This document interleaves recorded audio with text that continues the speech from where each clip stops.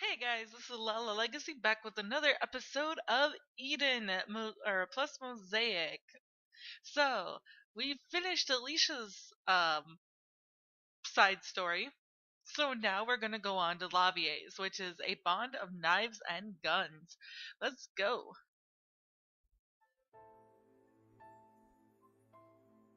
It's time. So it is. Shall we go then? Oh my, are you going already? It would be fine if you took your time. When we tried to leave the room, Alicia looked disappointed.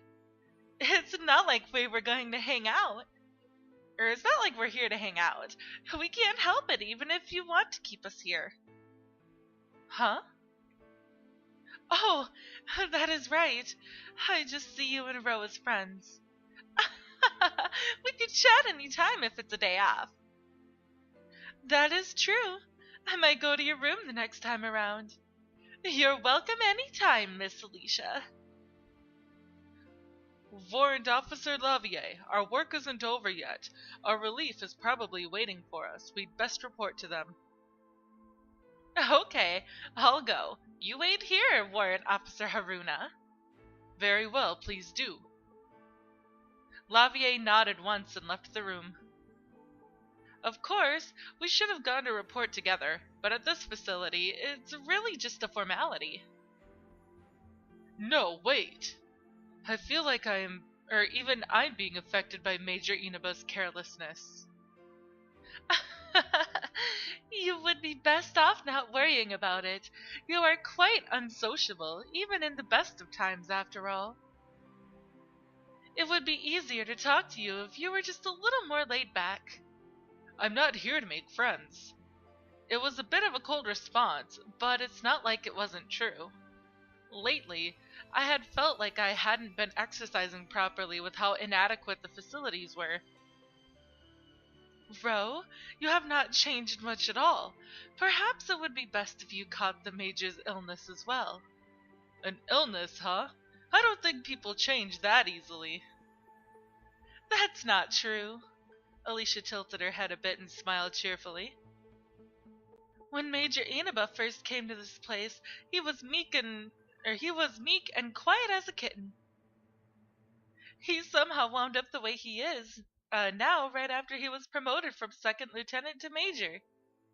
I can't even begin to imagine him being meek and mild. He'd seemed like a somewhat unfocused guy ever since I first met him. I didn't want to imagine it all that much, but that man had to have been innocent at one point too. Of course he is like that now. Oh, but when I think about it like that, you may be fine just the way you are now, Ro. You have your cute points as well. Alicia leaned in close and peeked at my face. In what world would someone describe a soldier who came from the Special Forces as cute? A man's appeal has nothing to do with the Special Forces or anything of the sort. Sorry, but I don't understand. I don't get what you two are doing either.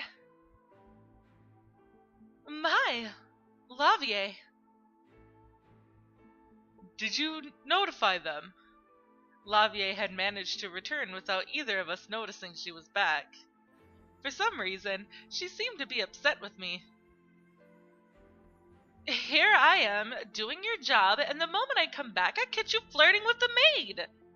I'm not the one who got in her face. But you did not dislike it. Alicia. I didn't quite understand why Lavie was irritated, but I do wish Alicia wouldn't say anything to complicate the situation. That's enough.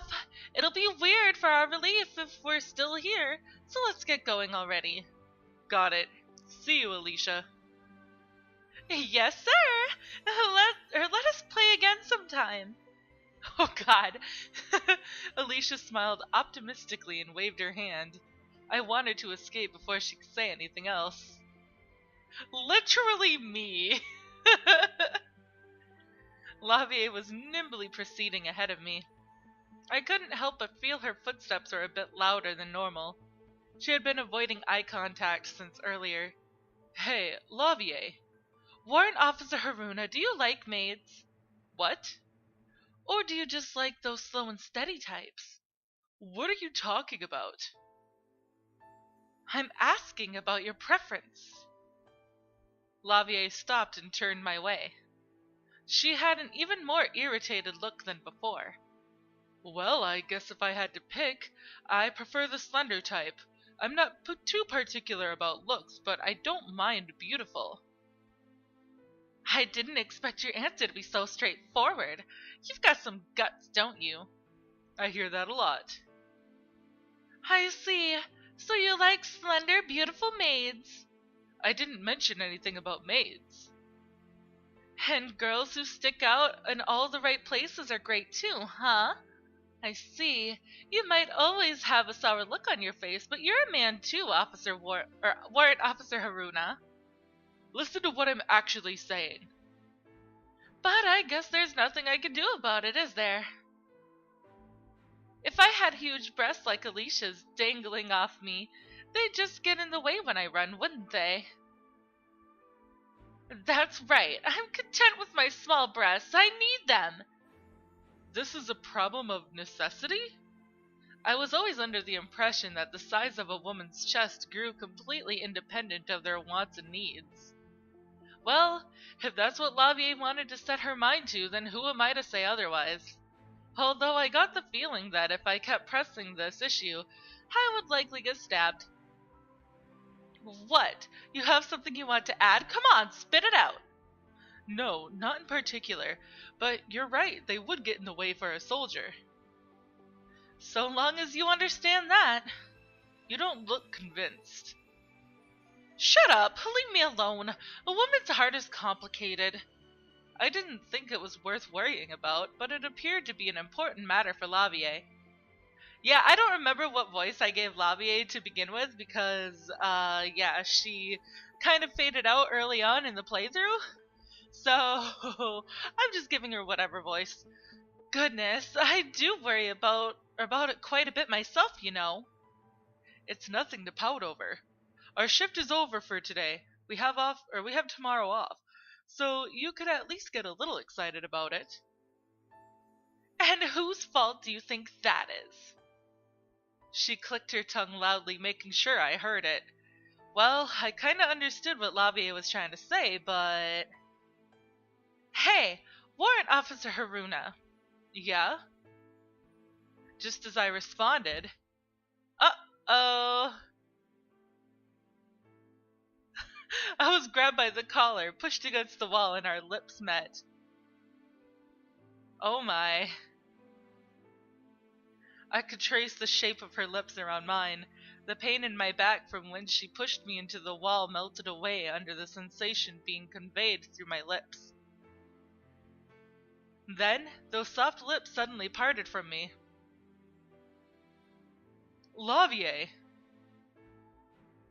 What? You don't have to look so surprised. Lavie was smiling, although I could see she was a bit embarrassed. What would you do if somebody saw? Don't forget there are surveillance cameras all over the place. There are times where being seen can get you all fired up, too. I don't like being seen. In that case... This time, Lavie showed a suspicious smile and brought her face close. When I tried to step back, Lavie closed the distance between us again. Can I come to your room for a while? I wasn't that thick-headed of a man. I knew what Lavie was implying, but I wasn't sure if we were lovers or anything. But if you were to call us just co-workers, that wasn't quite right either. Thinking back, I couldn't recall a reason for Lavie to have grown this attracted to me. She was always just there. It was as if our hands unexpectedly touched and we suddenly felt something. That was roughly how I imagined it, but of course, nothing of the sort actually happened. I knew that our ambiguous relationship couldn't continue forever. Lavie, are you... I'm joking. Lavie stopped me before I could say anything. Why are you so confused? I thought that was obvious. It's not like I've been to your room before, Warrant Officer Haruna. True. Were you hoping for more by chance? Lavie teasingly smiled and peered into my eyes. I'd be lying if I said I hadn't been hoping for anything, but for some reason I didn't feel like answering honestly. Oh, the silent treatment. I guess that means you're fine. I'd feel bad if that was a little overboard. How considerate of you. And not really. Lavie was unfazed by my sarcasm and was smiling again. Hey, Warrant Officer Haruna, it's still pretty early to go to sleep, don't you think? I guess so. I was a little worn out, having just gotten off duty, but not enough to warrant calling it a day. I want to blow off some steam. Join me? Where to? I think you know. Where else can we go? Or where else can we go where we want to be alone and won't cost us a thing? You'll understand once we get there. Come on. Lavie hit my shoulder relatively hard and turned around. Underneath that questionable demeanor, Lavie still was a pretty good soldier. There was no doubt that as far as buddies go, she was top-notch. Aw, yeah! Top-notch buddies! Gah! This isn't fun at all! Then stop missing. Of course, she meant the firing range. Here we could shoot to our heart's content, and as usual, no one was here, so no need to hold back. But it would have been more fun for Lavie if she actually managed to hit something. Judging by the holes on her target, or rather the lack of holes, she was way off. Why won't it hit? Getting mad at me won't help. It's like you're not aiming at all. To not even be able to land one hit on an unmoving target is unthinkable. If you're like this in actual combat, you'll hit almost nothing. You need to be able to draw your weapon quickly and put 2 rounds through the enemy's head. If you can't handle this, then it'll be pointless for you to carry a handgun. I just remembered an old training instructor of mine. He was a bitter bastard. I considered shooting him in the back if we were ever together on the battlefield. The back, huh? Something foolish I'd once heard on the battlefield suddenly came to mind. I didn't really care, and I mostly ignored my comrades talking about it, but... What? You want to get shot too? Shooting someone in the back is nice and easy, but getting shot isn't very appealing. You've got some nerve, but yeah, I agree. Lavie put on her hat as she kicked a spent casing, that had scattered underfoot. According to regulation, all casings had to be recovered, but the people here didn't seem to care much. I came here to clear my head, but I think I'm getting more stressed out than before. Still... Lavie glanced over and glared at the target. I can't believe I'm this bad a shot. You haven't practiced enough. Granted, normal soldiers don't get much of a chance to shoot their sidearms anyways. Yeah, it's true, I've hardly ever fired mine. Before I came here, while at the training academy, I'd only been teaching the very basics when it came to handguns. Handguns were sub-weapons through and through. Very little importance was given to them compared to assault rifles and light machine guns. But in the event we were to fight in this building, handguns would be very effective. If we wind up fighting here, I'll use knives. I guess there's that too. I wouldn't use knives and the like save for very special situations, and it'd be a different story with skills like Lavie's. But you're good with a handgun, aren't you, Warrant Officer Haruna? Of course. I've gotten head-to-head with terrorists despite how I may look. It's impossible to ready a rifle and search for a terrorist that slipped into a crowd of civilians. Handguns were exceptionally effective weapons in the war on terror, but was what I was taught by GAT instructors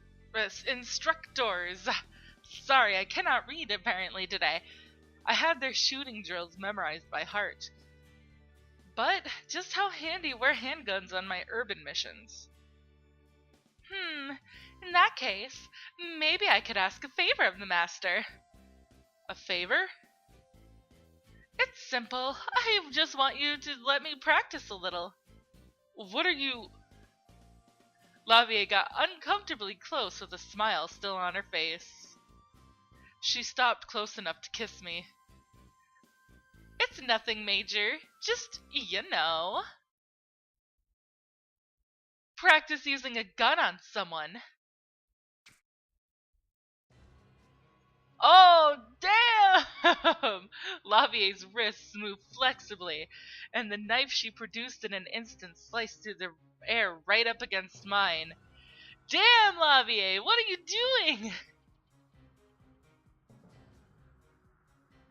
She called it practice, but this woman sure wasn't going easy. I narrowly dodged Lavie's strike and drew my handgun. Very good. Now, let's start the practice. Damn, Lavie! Hey, give me a break here. No way! Lavie seemed amused by this. She rushed forward and began her next attack. Naturally, I wanted to believe she was avoiding my vitals, but I couldn't help but feel she was targeting my neck the whole time. Good grief! I tried to point my pistol at Lavie's feet to fire a warning shot. I got a swipe of the knife I couldn't dodge with the barrel of my gun. A buzzing numbness ran through me, and Lavie and I dropped our weapons simultaneously. Damn! Neither of us were any good at backing down. Losing our weapons wasn't enough to stop us. Oh my god! I grabbed the knife that had fallen nearby, and Lavie picked up my gun. Damn! We took hold of each other's weapons and stared down the other at close range. She pointed the muzzle at me with no hesitation whatsoever. Your posture is a lot better than when you were shooting earlier. I guess you're better suited to real combat, Warrant Officer Lavie. You're looking pretty sharp yourself, Warrant Officer Haruna. Although, I get the sense you'd cut me faster than I could shoot. I'm not so sure about that. Although I said it with a smile, it was how I truly felt. Based on this situation, it wouldn't be strange for either of us to die. Well, I guess this is far enough. Yeah. We both took a breath and returned our weapons to one another. A part of me wanted to find out which of us was quicker, but I didn't want either of us to get hurt. This was neither practice nor actual combat, so why did I keep putting myself into dangerous situations over and over? I'm kind of worn out. Bold words from the person who started it in the first place. Pointless if you ask me. You went along with it too, didn't you? Not that I dislike guys who get into the mood easily. Why, thank you. I grinned and shrugged my shoulders. Afterwards, I lightly pulled back the slide on my pistol to check to see if a bullet had been loaded. Of course, there was live ammunition in it, and Lavie's knife was quite sharp too. We had done something truly terrifying. But... Hey, Warrant Officer Lavie. What? I suddenly remembered something earlier. Remembered? Words someone in my old unit used to use. Oh, was it funny or something? Lavie tilted her head and looked at me curiously.